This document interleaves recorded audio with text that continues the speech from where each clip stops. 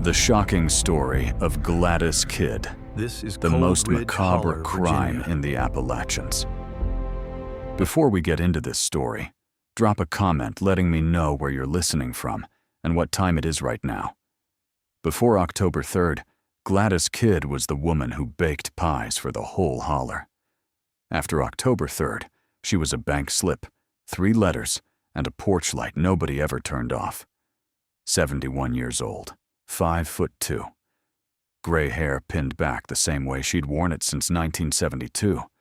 The kind of grandmother whose kitchen smelled like apples in October, and whose front door, everybody in Perry County will tell you, was never locked. Not once. Not in 50 years. Then one morning, that door was locked from the inside. The porch light was still burning at noon. Her Buick sat in the driveway, cold. Her purse hung on the hook by the coat rack, wallet inside, ID inside, every credit card accounted for. But Gladys was gone. And on the kitchen table, arranged the way she used to arrange place settings for Sunday dinner, were 3 envelopes, handwritten, sealed. One addressed to her sister, one to her pastor, one with no name at all. Now, here's what you need to understand before we go any further. 2 days before she vanished, Gladys walked into the First National on Main Street and withdrew every dollar she had. Not most of it, all of it. In cash. The teller asked if everything was all right. Gladys smiled and said, "Honey, I've never been more sure of anything in my life. Nobody has seen that money since. Nobody has seen Gladys since. And the porch light Obama, the one her husband installed in 1978, the one she promised him she'd leave on until he came home from the mine, Abodam, that light is still burning tonight. You're about to walk backwards through her final 72 hours. And by the end, you'll understand why 3 letters were more terrifying than a body. Here is what the police missed. For 14 months, this case sat in a folder marked Voluntary Disappearance. A grown woman. Sound mind. Her own money. Her own choice. Case closed or close to it. Then a detective in her 3rd week on the job did something nobody had done before. She laid the 3 letters side by side, not in the order they were mailed, in the order they were written. And what she saw made her walk outside the station and stand in the parking lot for 11 minutes without moving. Because it wasn't a goodbye. It wasn't a will. It wasn't grief. It was a countdown. A precise, deliberate, mathematically structured countdown. And every single person who received one of those letters had been reading it in isolation, thinking it was tender, thinking it was closure, thinking it was Gladys being Gladys. None of them compared notes. Nobody put the pages next to each other. Nobody noticed that the dates lined up. Nobody noticed the denominations she withdrew matched something written on page 2. Nobody noticed the porch light. That's what makes this the most psychologically disturbing disappearance ever recorded in these mountains. Not the violence or wagon. There may not have been any. Not the mystery of where she went. The pattern. The fact that Gladys Holland left a map in plain sight, handed it to 3 different people, and trusted Awa, or maybe dared Oiwewa, the world to read it in time. Nobody did. And the question you need to hold in your head as we walk backwards into her final 72 hours is this. What was Gladys counting down to? And was she the one holding the clock? Or was somebody else? So here is what we are going to do. We are going to run her clock in reverse. Start at the empty porch, the rocking chair still moving, the coffee still warm. That is hour 0. That is the moment the world noticed she was gone. Then step back, one artifact at a time. Behind the porch, there is a letter. Behind the letter, another letter. Behind that one, a 3rd. And behind all 3, a bank counter in a small mountain town where a 71-year-old woman asked a teller to hand her a fortune in cash in bills she could carry in her own 2 hands. 3 artifacts, 72 hours. And underneath all of it, one silent question Gladys was asking her family the entire time. A question nobody heard until the chair was empty. So as we walk her backwards, hour by hour, hold this in your teeth. Somewhere between the porch and the bank counter, there is a single hour where Gladys Holland was still savable. We are going to find which one. Before we can find that hour, you have to understand what she was before the rupture. Because the horror of this case isn't chaos. The horror is how ordinary she was, right up until she wasn't. Cold Ridge Holler sits in a fold of the Appalachians, so narrow the sun doesn't touch the road until almost 10 in the morning. 42 houses, 1 church, 1 post office that shares a wall with a feed store. If you drove through it, you'd miss it. The people who live there prefer it that way.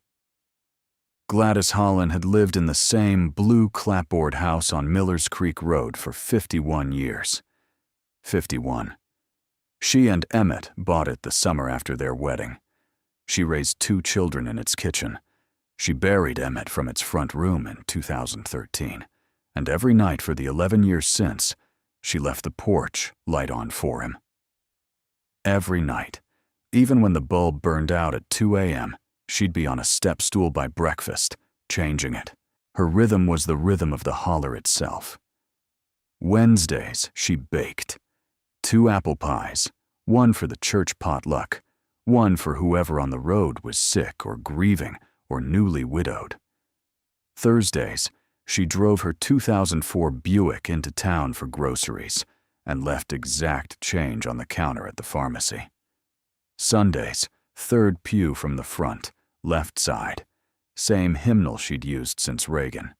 She wasn't lonely. Ask anyone. Her daughter Rebecca called every Sunday night at 7. Her son Daniel drove up from Knoxville the first weekend of every month. The neighbor's boy, Caleb, ate lunch at her table 3 times a week and called her Gran, even though she wasn't.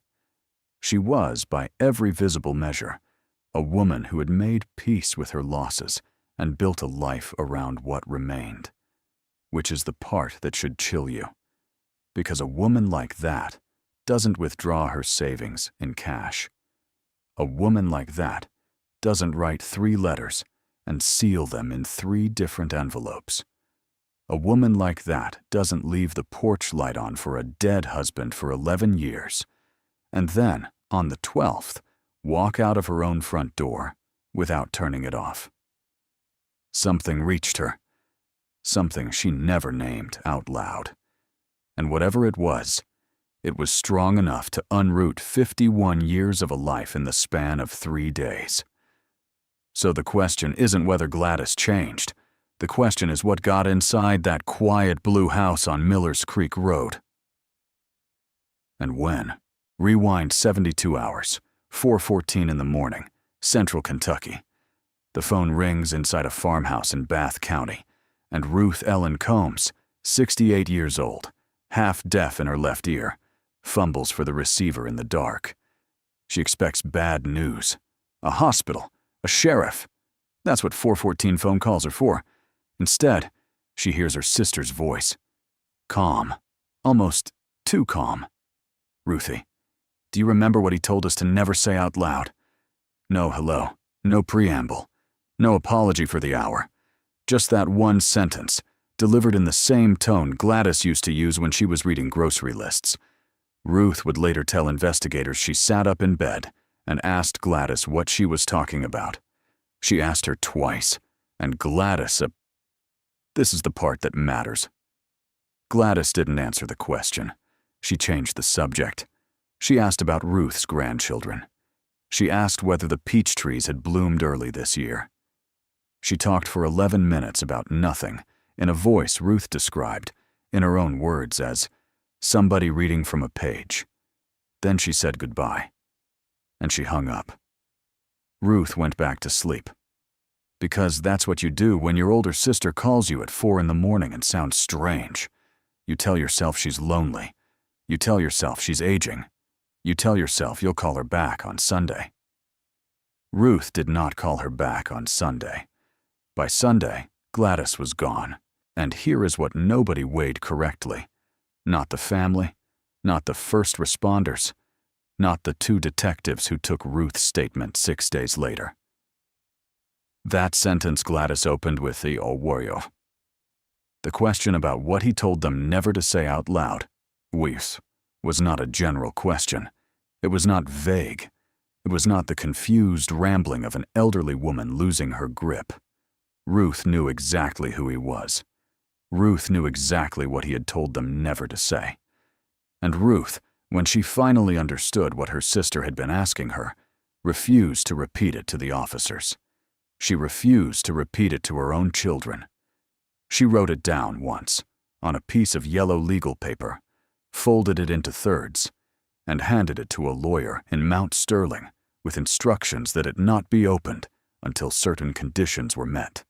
The name Gladys was asking about belonged to a man Ruth and Gladys had known in the summer of 1968, a man whose name had not been spoken inside either of their houses in 51 years, a man both sisters believed with absolute certainty to be dead. And at 4:14 that morning, Gladys was calling to ask her little sister if she was sure. Ruth said yes, she was sure. She had watched the coffin close herself. And then Gladys said something that Ruth would later repeat to investigators, word for word, with the particular flatness of a woman who has stopped trying to make sense of what she heard. Gladys said, "Then I need to go to the bank when it opens. Farmers and Miners Trust sits on the corner of Depot and Main, in a brick building that has been a bank since 1908. Gladys walked through the front door at 9:02 that Tuesday morning. The security camera above the vestibule caught her in a gray wool coat she had owned for at least a decade, a coat her daughters would later say she only wore to funerals and to church in January. She went to Mary Beth Klein's window. Mary Beth had known Gladys for 26 years. She had cashed her Social Security checks, notarized her will, and once, during an ice storm in 2011, driven Gladys home when her Buick wouldn't start. Mary Beth would tell the FBI and later a grand jury that Gladys did not look afraid that morning. She looked, in Mary Beth's exact words, like somebody finishing a chore. Gladys asked to withdraw $47,300 in cash. Mary Beth asked her twice if she was sure. Not because the amount was unusual. Gladys had inherited well, and her accounts were healthy, but because Gladys had never in 26 years withdrawn more than $800 at a time. Gladys said yes. Then she said the sentence that Mary Beth would repeat to every investigator who ever asked. She said, "In the old bills, please. The ones with the small heads. The small heads." Mary Beth understood immediately what she meant. Before 1996, U.S. currency featured smaller, centered portraits. The older engravings, tighter, more formal. After 1996, the Treasury enlarged the portraits and shifted them slightly off-center to deter counterfeiting. Anyone under 60 rarely notices. Anyone over 60 always does. Gladys wanted pre-1996 bills. She wanted currency that was, at minimum, 23 years old. Mary Beth had to call the branch manager. It took 40 minutes to assemble the stack from the vault, from the reserve drawer, from 2 other tellers' cash boxes. When it was counted out, the denominations were specific and strange. $473 bills. No 50s, no 20s, no 10s. Just hundreds. All series 1990 or 1993. All with the small, centered portrait of Benjamin Franklin, looking slightly to his left. Gladys placed the money in a canvas satchel she had brought with her. She signed the withdrawal slip in the careful cursive of a woman taught penmanship in 1954. She thanked Mary Beth by name. She walked out at 9:53. And here is the detail nobody publicized for a full year. The detail that the FBI asked Mary Beth and the branch manager and the 2 assisting tellers to keep out of the press because they believed correctly, it would turn out that it was the single most important piece of evidence in the entire case. The security footage, reviewed frame by frame 6 weeks later by a forensic analyst in Louisville, showed Gladys pausing at the door before she left. She turned. She looked directly up at the camera above the vestibule, and for 4 full seconds, she mouthed something at the lens. 3 words. The lip reader hired by the Bureau was certain of 2 of them. The 3rd word she could not decipher, and to this day, no one has. The 2 words she was certain of were, "Tell him." Tell him what? Tell who? And why, in God's name, did a 71-year-old woman need $47,300 in bills, old enough to be recognized by someone who had last seen American currency during the Nixon administration? The first letter arrived at Wade Hollifield's mailbox in Asheville on a Tuesday, postmarked Sunday. Mailed from the small post office 3 blocks from the bank, roughly 40 minutes before his mother walked into that lobby with an empty leather satchel. Wade did not open it for 2 days. He thought it was a birthday card sent early. His birthday was the following week. His mother always mailed cards early because she said the mountain routes ran slow in autumn. When he finally slid a knife under the flap on Thursday evening, his mother had already been missing for 18 hours. The letter was 3 paragraphs long. No salutation. No "Dear Wade." No "son." It began mid-thought, as if she had been speaking to him for hours already, and had simply decided to write down the part she needed him to remember. The FBI would later have this letter analyzed by 2 separate forensic linguists, one from Quantico, one from a private firm in Charlotte. Both submitted independent reports. Both reports used the same word in their opening summary: rehearsed. The sentences were too clean, too balanced. A woman who wrote her grocery lists on the back of church bulletins, who spelled sausage wrong on every one of them for 40 years, had suddenly produced 3 paragraphs with no crossed-out words, no ink smudges, no drift in the margin. She had written this letter more than once. Somewhere in that farmhouse, or in the burn barrel behind it, were the drafts she had thrown away. The first paragraph spoke about the dogs. She reminded Wade which one took the arthritis pills, which one would not eat if you looked at her while she ate, and where the spare leashes were kept. Ordinary. Domestic. The kind of paragraph you write when you are going into surgery and want your affairs orderly. The second paragraph is where the language shifts, and this is the part the linguist circled. She uses the pronoun he 4 times in 6 sentences. She never names him. She never explains him. She writes about him the way you write about weather, that everyone in the room can already feel. He has been patient. He was always going to be patient. I underestimated how patient a thing like that can be. Wade read those sentences and thought, at first, that his mother was talking about God. Then about his father, dead 19 years.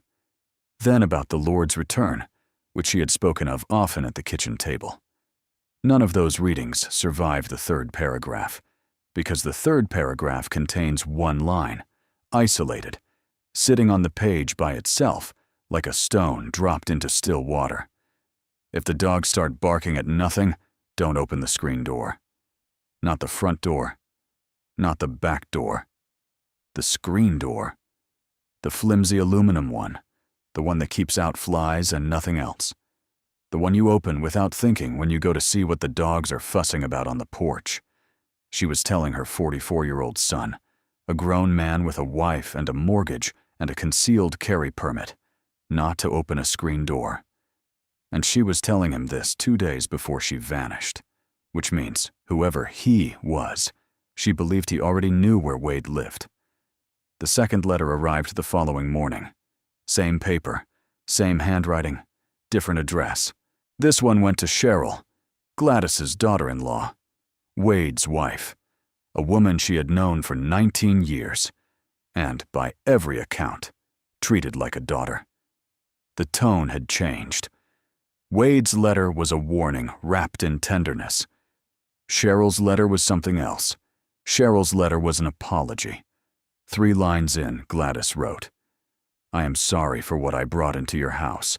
I did not know he was still counting. I thought counting was something only I did." Read that again. I did not know he was still counting.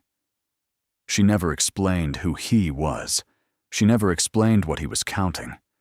She wrote as if Cheryl already knew, as if the 2 of them shared a private vocabulary that nobody else had been handed the key to. Cheryl, when investigators sat her down at her own kitchen table, swore under oath she had no idea what her mother-in-law was talking about. She said the letter read like the middle of a conversation she had never been part of. And then there was the enclosure. Folded inside the second page, protected by a square of wax paper, the way you protect something you love, was a Polaroid. Faded. Corners soft from being handled. Dated on the white border in blue ballpoint pen. July 4th, 1971. A church picnic. First Baptist of Sparrows Hollow. Long tables under the oaks. Watermelon rinds on paper plates. 7 or 8 children lined up shoulder to shoulder for the camera, squinting into the sun, gap-toothed, sunburned, laughing. Gladys was one of those children. 19 years old that summer, home from her first year of nursing school, standing on the far left in a yellow sundress. Behind the children, half in shadow beneath the oak, stood a man. A tall man. Adult.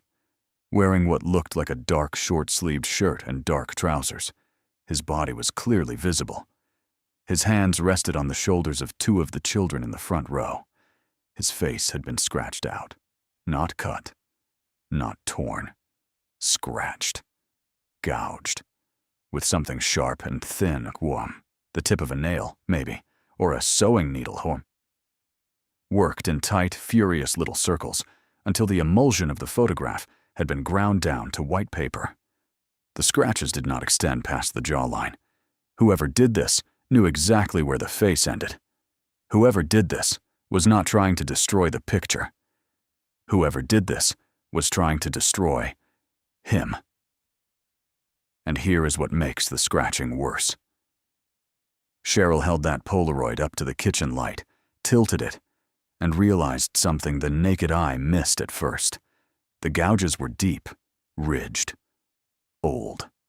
The paper around the wound had yellowed at the same rate as the rest of the photograph. That face had been scratched out decades ago, possibly in 1971 itself, possibly the same summer the picture was taken. Gladys had been carrying this Polaroid, hidden somewhere in her house, for 50 years. And 2 days before she disappeared, she took it out of wherever she kept it, wrapped it in wax paper like a communion wafer, and mailed it to her daughter-in-law with an apology. The obvious question, the one that clawed at every investigator who saw the photograph, was simple. Who was the man with no face? And why, if Gladys had scratched him out of her life half a century ago, was she suddenly convinced, in the last week of her life, that he had come back to finish counting? The 3rd letter was not in the mail. The 3rd letter was on her kitchen table, and it was waiting. Deputies found it after midnight. Front door unlocked. Coffee cup rinsed and set upside down on a dish towel. Every light in the house switched off except the small bulb above the stove. The one Gladys had left burning every night for 41 years. The one her husband used to call the lighthouse. The envelope sat in the center of the table, cream-colored, sealed, unaddressed. No name on the front, no name on the back, no stamp, no return. It was weighted down by 2 objects, and the deputies photographed both before anyone touched anything. The first object was a jar of blackberry preserves, homemade, her handwriting on the label, dated the previous August, half-eaten. The second object was a set of house keys, 4 keys on a plain steel ring, worn smooth, clearly old, clearly used. And here is where the room in that little farmhouse tilted sideways for every investigator who stepped into it. Those keys did not fit her doors. They tried. Of course they tried. Front door, back door, cellar, shed, mailbox, the lock on the old smokehouse she hadn't opened since 1994, every door on the property, every lock she owned. Not one of the 4 keys turned anything on Gladys's land. So whose house was she carrying the keys to? And why were they sitting on her kitchen table, pinning down a letter she had written to no one? They opened the envelope in the presence of 2 witnesses. Chain of custody. Gloves. The whole ritual. Inside, 1 sheet of lined paper. Both sides. Her handwriting fort, but different now. Different from the letter to her son. Different from the letter to her daughter-in-law. Tighter. Slower. As if each word had been placed rather than written. The first 2 letters had been warnings, instructions. Apologies wrapped around a locked door. The 3rd letter was a confession. It began, Korv. And the deputies read this line out loud 3 times before anyone spoke above. It began with the words, I have carried this for 51 years, and I cannot carry it into the ground. Not I'm sorry. Not to whom it may concern. Not even a greeting. Just the weight of half a century, set down on a kitchen table, under a jar of blackberries and a ring of keys that opened someone else's life. She wrote about a night. She did not give the year, but investigators would later match the details to a specific week in the autumn of 1973. She wrote about a promise she had made to 2 other people, Tubonamaaba. She did not name them Awana, a promise she called the arrangement. She wrote that she had kept her half, that she had believed for 51 years that the others had kept theirs. And then, in the middle of the 2nd paragraph, the letter broke. The handwriting changes. You can see it in the scans. The pen presses harder. The lines run closer together, as if something interrupted her while she was writing, or as if she remembered, mid-sentence, that she was running out of time. The next line reads, He was never supposed to know where I lived. He was never supposed to know my son's name. He was never supposed to send anything back. Send anything back. 3 words that would send investigators tearing through 50 years of Gladys Marlowe's mail, her closets, her attic, the loose floorboards in the upstairs bedroom. Because if the man with no face had been sending things back to her, for how long and what, exactly, had he been sending a puaraso? Then the Polaroid was not the beginning of the story. The Polaroid was the receipt. Stop for a moment. Step back from the map, from the cache, from the Polaroid, and put all 3 of them on the same table under the same light. Because this is the point where the case stops being 3 strange things and becomes 1 sentence. 3 letters, 3 envelopes, 3 different recipients. Her son, her sister, her pastor. Written on 3 different days, in 3 different pens, sealed with 3 different amounts of pressure on the flap. But read them in order. Read them out loud. Read them as if they were pages 1, 2, and 3 of the same document. And something rises out of the paper. Every letter contains a memory the recipient had dismissed. Her son's letter references a night in 1987 he told her she had imagined. Her sister's letter references a bruise in 1994 she told her had come from a fall. Her pastor's letter references a confession in 2011 he told her was the product of grief, not fact. 3 memories, 3 people, 3 quiet corrections of her own mind, delivered by the people who were supposed to hold it. And underneath all 3 letters, if you lay them side by side, the same question bleeds through the paper. Did any of you ever believe me? She never wrote those words. She didn't have to. The letters ask it for her, in the only language a woman of her generation was allowed to use. Politeness, gratitude, apology, and the careful surgical placement of a single specific date. Did any of you ever believe me? That is what Gladys Marlowe was asking her family in the last 72 hours of her recorded life. And here is where the case turns inside out. Because if she was asking a question, she was still waiting for an answer. And people who are waiting for an answer do not vanish. They stay by the phone. They stay by the door. They stay exactly where the reply can find them. So why did she leave? And if she left willingly, walked out under her own power, drove her own car down her own mountain? Then explain the receipt in her kitchen, the one time stamped 8/14 that same morning. Milk, bread, eggs, coffee.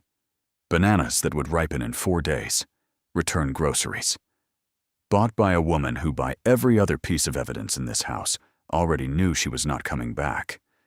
The bananas are the loudest thing in that kitchen, and you carry them with you now, as you follow her out the door and into the last 24 hours anyone can actually account for.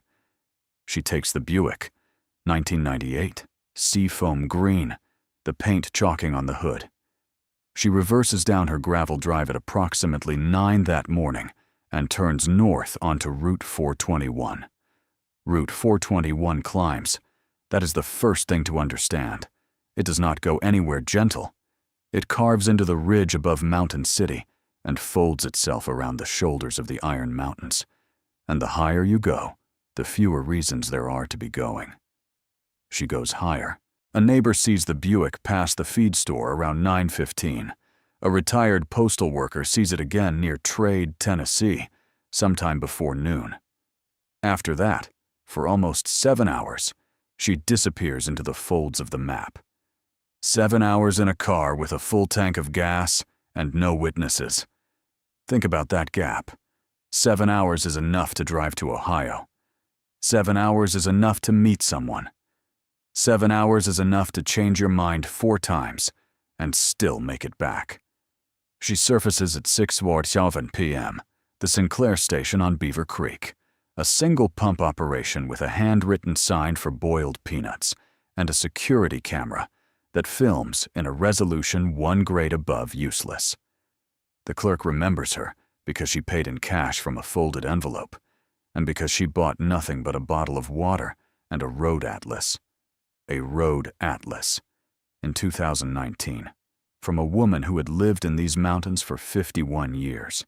She did not need a map, so she was buying it for someone who did. The receipt is time-stamped 6:47 p.m. The sun that evening set at 7:04. She had 17 minutes of usable light and roughly 11 miles of switchback between her and the place her car would be found in the morning. She made it in 14. At 7:01 p.m., a thru-hiker coming down off the Appalachian Trail spur sees a green Buick pulling into the Roan Mountain trailhead lot. He remembers the color. He remembers the elderly woman behind the wheel. He remembers, specifically, that she was not alone. He cannot describe the second figure. Passenger side, hooded, turned toward the window. He assumed it was her husband. He kept walking. That is the last confirmed sighting of Margaret Ellen Whitfield on this earth. At 8:12 the next morning, a park volunteer finds the Buick in that same lot. The engine is cold. The doors are unlocked. The keys are in the ignition. The tank is full. She had refueled somewhere in that 7-hour gap and not touched it since, and the driver's seat is pushed all the way back. Margaret was 5'2". She drove with the seat pulled forward so far her chest nearly touched the wheel. Her chiropractor confirmed it. Her son confirmed it. The impression in the upholstery confirmed it. Someone taller had been sitting in her car after she was. But hold that. Because there is a smaller detail, and smaller details in cases like this tend to be the ones that will not let you sleep. The Buick was not parked the way a hiker parks. It was not nosed into the space, angled for the trail, was reversed in. backed against the tree line, facing outward, keys in the ignition, nose pointed at the exit, the way you park when you are not planning to hike, the way you park when you are planning to leave in a hurry, and you want to be sure that whoever gets in last, whoever ends up behind that wheel, can be gone before anyone up the mountain hears the engine turn over. There is a name in this family that no one says out loud. Not the daughter, not the son-in-law, not the neighbors who have known the Hollises for 40 years. When investigators finally coax it into a written statement, it appears in the middle of a paragraph, almost by accident, as if the pen were ashamed of itself. Elmer Hollis, called Buck. Never called anything else. He was Emmett's cousin. He was Emmett's foreman. He was, depending on which relative you corner and which decade you ask about, either the reason the Hollis family survived the 70s or the reason the Hollis family stopped speaking to half of itself. Buck ran the crews on the number 4 shaft outside Norton. Buck signed the payroll. Buck also, according to 2 separate affidavits filed in 1977, signed things that were not his to sign. Emmett covered for him. That is the part the family will admit. What the family will not admit, what only the ledgers admit, is how much money moved through Buck's hands in the 18 months before the collapse. Cash withdrawals, envelopes, names on deeds that did not match names on birth certificates.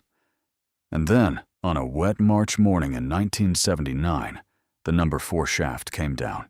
7 men were inside. 6 bodies were recovered. The 7th was Buck. The company declared him dead. The county declared him dead. The insurance paid out to a woman in Bristol who was not his wife. Emmett paid for a headstone in a cemetery outside Wise, and the headstone is still there. And under the headstone, there is nothing. No remains were ever found. No remains were ever looked for very hard. You need to understand what that means in a mining town in 1979. It means that if a man wanted to disappear, and a man had the kind of debts Buck had, and a man had a cousin willing to sign a death certificate off a wife, a collapse was the cleanest exit a human being could purchase. You went in with 7. You came out with 6. You called the 7th a tragedy. You closed the shaft. You moved on. Rachel was 32 years old when Buck was declared dead. She was the one who answered the phone when the company called Emmett. She was the one who drove Emmett to the site. She was the one who, according to her sister's statement 44 years later, said on the drive home, "Gu," and these are the exact words the sister remembers, "Alko." He isn't in there, Emmett. You know he isn't in there. Emmett died in 2011. He never spoke Buck's name again after 1980. Rachel spoke it exactly once, that anyone can remember, in the summer of 2023. She was on the porch with her daughter. She was looking at the ridge. And she said, without preamble, without context, without looking away from the trees, "If he ever comes back, he'll come in October." He always liked October. Her daughter thought she was talking about Emmett.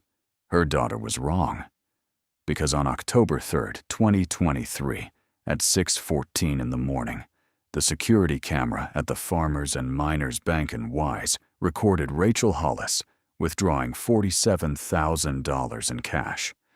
And on the receipt, in the memo line, in her own handwriting, she wrote 2 letters. Just 2. The initials of a man who had been legally dead for 44 years. 14 months. That's how long the letters sat in an evidence locker in Big Stone Gap. Filed, photographed, cataloged, and read exactly the way Rachel wanted them read, as goodbyes. As the trembling farewells of a woman who had chosen, at 71, to walk into the woods and not come back. 14 months before anyone thought to read them as a set. Her name was Dr. Marisol Vega, forensic linguist out of Charlottesville. She wasn't looking for a killer. She was cross-referencing dialect patterns for a completely different case. Ibot, a ransom note in Grundy Aotearoa. And Rachel's letters landed on her desk, almost by accident, part of a batch flagged for regional syntax analysis. She read them once, then she read them again. Then she stopped reading and started counting. And what she counted broke the case open. 3 letters. Written across 7 weeks. 3 different recipients. Rachel's daughter, Rachel's pastor, Rachel's oldest friend from the choir. 3 completely different relationships. 3 completely different reasons to say goodbye. And yet, the sentence structure was identical. Not similar. Identical. Same clause length. Same rhythm of subject. Verb. Dependent phrase. Same placement of the em dash. Always after the 6th or 7th word. Never before. Never after. Same habit of ending paragraphs on a 2-word fragment. The kind of pattern a person cannot fake across 3 letters written weeks apart. The kind of pattern that only appears when the words are not being written. They are being dictated, and someone is transcribing. Or worse, someone is writing them and telling her to copy. Then Vega found the second thing, the cadence. Read aloud, all 3 letters breathed in the same places.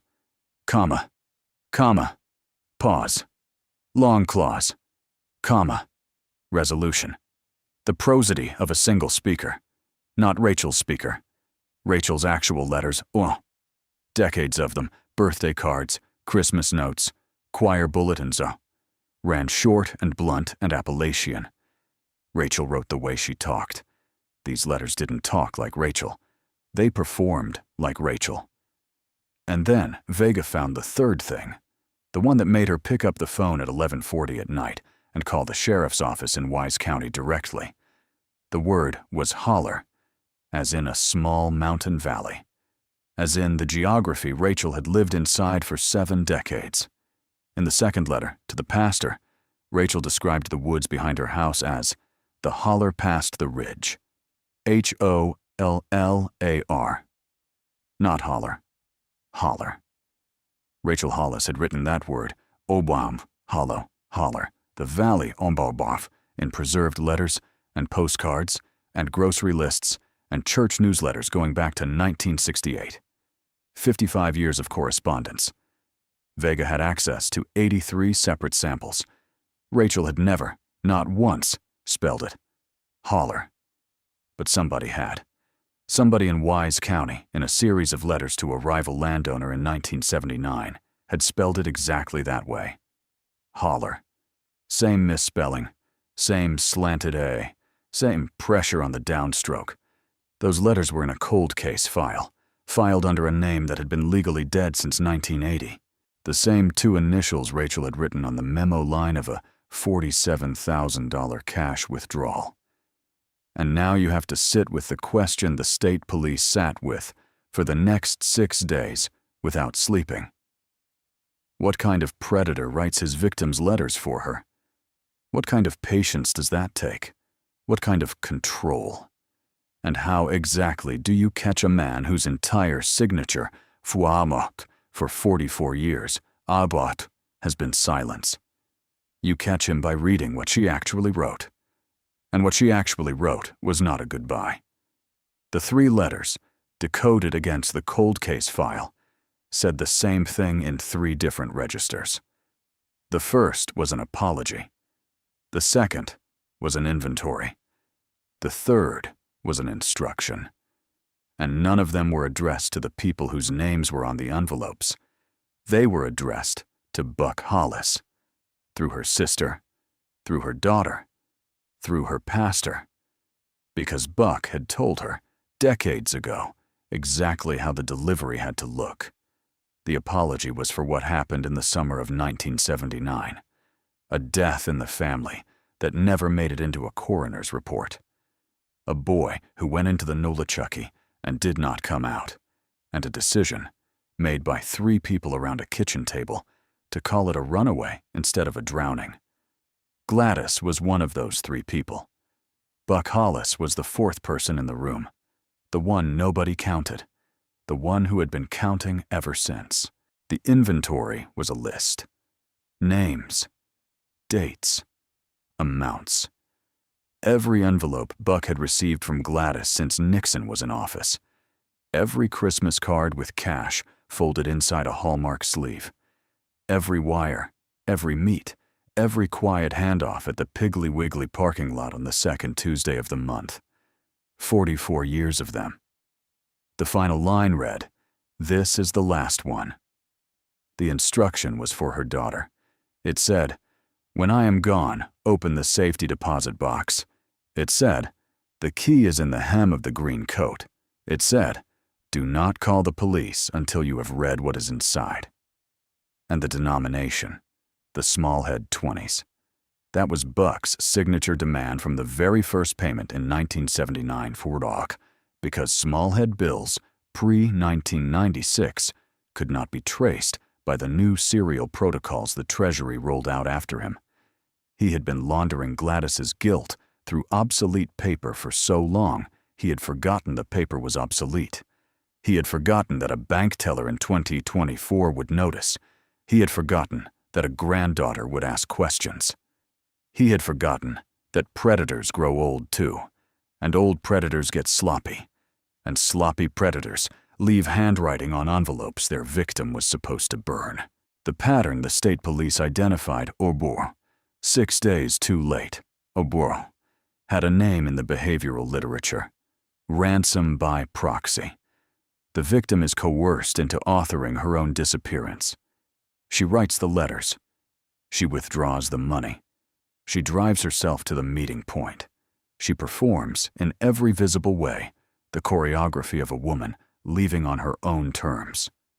Because the alternative the extortionist has held over her head for 44 years, is worse than vanishing. Gladys did not vanish because she wanted to. Gladys vanished because a man in a house 11 miles up a fire road had spent half a century teaching her that vanishing was the cheapest option on the menu. And the most disturbing part, the part the investigators could not stop turning over, the part that kept the lead detective awake in his cruiser at 3 a.m. outside the Piggly Wiggly, was that Gladys, at 71, had finally written the sentence she was never allowed to write. This is the last one. She had decided to end it. She had decided to end him. She just did not know, when she signed her name in that slanted, careful hand, that Buck Hollis had already decided to end her first. Step back. Look at the whole mountain. Because Gladys Rooker is not one story. She is a pattern. She is what these hollows do to women who wait too long and men who leave too easy.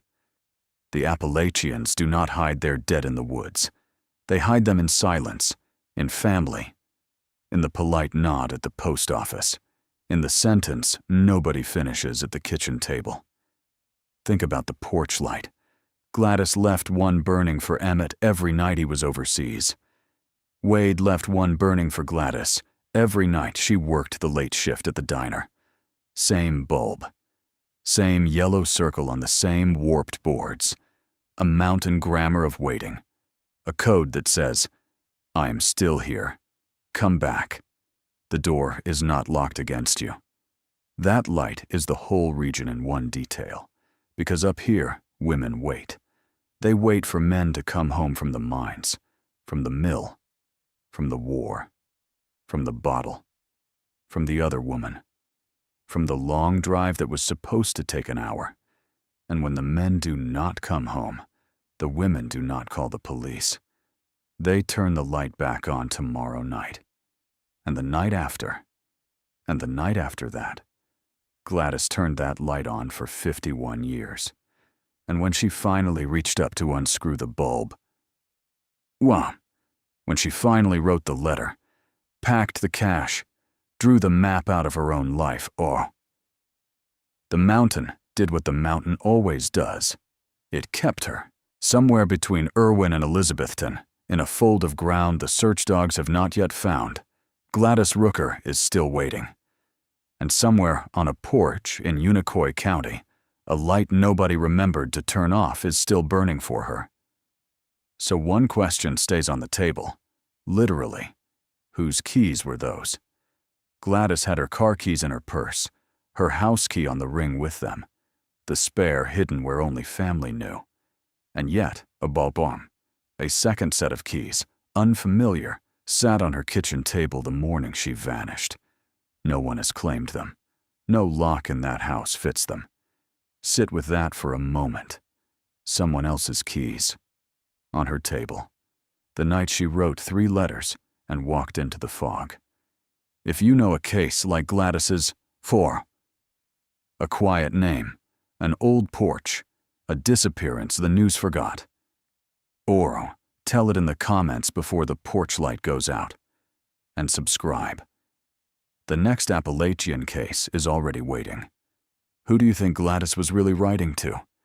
Leave the name below. Someone reading might recognize it.